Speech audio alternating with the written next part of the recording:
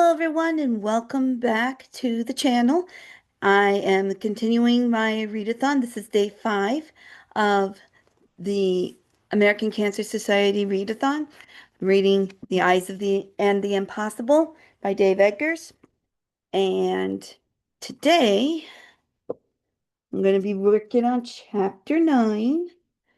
And let's see. Oh, we do have an illustration this time. Sweet. All right. So I'm going to read chapter 9 for today. All right. Remember, this is a blind read. I don't know anything about what's about to happen. And here comes Gigi the Chaos Machine. Come here. Hold on. Just a chair here. Come on, mister. Hi. Boo. That's better, I think. All right. Hey, you coming? Gigi the Chaos Machine? Come on. You're blocking everything, Mommy. See, here's the dude. Look up, look up. And just walk right across the keyboard. Yeah, you do that. Gigi the Chaos Machine. That is your new name now. Own it, live it, love it. Here, you got space. You can snuggle.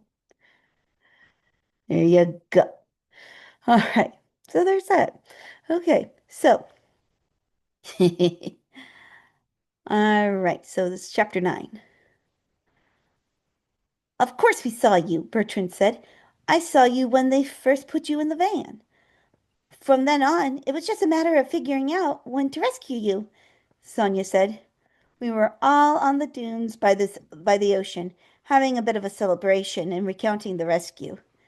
Bertrand and Yolanda and Angus and Sonia were all there, as were an assortment of other birds and mammals, all telling the story over and over, laughing about Twisty and Pamela and Rainbow running around, wailing and flailing. All the rescues over the years, Yolanda said, that was probably my favorite. You took your time, I said. You know we wouldn't have let them take you away in that van, Yolanda said. What I'm trying to figure out, Bertrand said, is how that Twisty guy managed to get you on a leash. You're the fastest guy I know, on land at least. I let that comment stand. It is a personal matter for me, whether or not I could beat a gull like Bertrand in a contest of pure speed. His velocity is aided by gravity, by falling through the sky, really, whereas I have to grab at the earth for every bit of propulsion. I decided we'd settle it another time. So, how did you get caught? Yolanda asked me, her huge head tilted inquisitively. Well, it was a rectangle, actually, I said, and I went on to explain how I'd been staring at the strange and magical rectangle at some kind of show near the Cathedral of Flowers. Like a photo? Yolanda asked. Like when the humans hold the little screen up and mimic the world? That's a camera, Bertrand said. A camera. Of all of us, Bertrand knows the most about human things and is always sure to remind us. No, I said, this wasn't like anything that actually exists, I don't think. It wasn't a copy of actual life. It was like a crazy combination of actual things and made up things, and everything stuck together in a way that made no sense, but it seemed like the answer to a bunch of questions I felt in my bones. One of the seagulls started laughing. The others joined in, cackling in their irritating way. Shh, Bertrand told them. Don't act like twits. He turned to me. I'm sorry you went through this, and we'll make sure it never happens again. After our beach celebration, I went to see the bison, which I had intended to do anyway. I was nervous about the encounter, given that I would have to report my brief captivity, my close escape, and the embarrassing way I'd been abducted in the first place. I feared they would lose faith in me as the eyes. They counted on me for information about the park.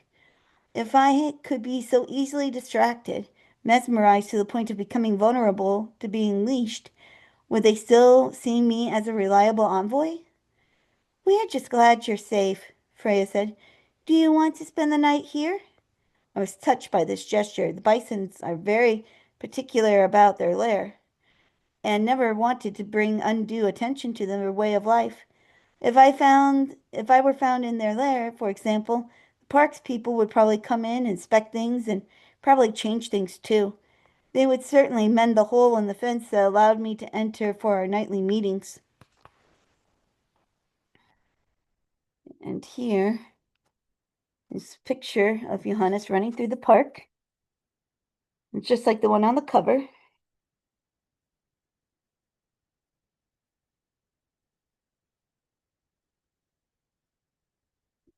There you go. No, thanks, I say. I'm fine. Maybe you need to run, Freya said. Oh, Freya knows me. And she was so right. I needed to run. So I said goodnight to the bison and slipped through a hole in the fence and ran out into the park, luxuriating in my refound freedom. It was so good to run again, but I had no idea how deeply the day of being leashed had affected me. I ran and ran, but kept feeling a tightening around my neck. I feared that any moment the leash would tighten and I would be yanked back to that life. Oh, you cannot imagine. So I ran harder. I smelled the night. I heard the trees. I named every gust of wind as I sped faster, hurtling through the park in a joyous fury. Every breath I took was left miles behind me, hours behind me. Oh, I had never run so fast in so long. I ran through the night, circling the park, never tiring. And I ran until I saw the first lavender light of day, and I greeted the sun with a happy grin and wild eyes, and it was only then that my muscles told me it was time to stop and to rest. I found my way into my hollow, and by the time I had turned within and was ready to sleep, the sky was pale and sighing. God is the sun, I thought. Clouds are her messengers. Rain is only rain. And gratefully I slept.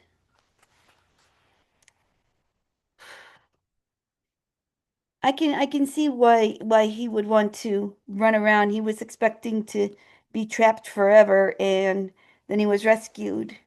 So that's chapter 9 for The Eyes and the Impossible. I will see you guys tomorrow for day number 6 of the readathon. If you like my content, please click like and subscribe, dingling the notification bell, and please donate to the American Cancer Society. All right, take care, everybody. See you later. Bye bye.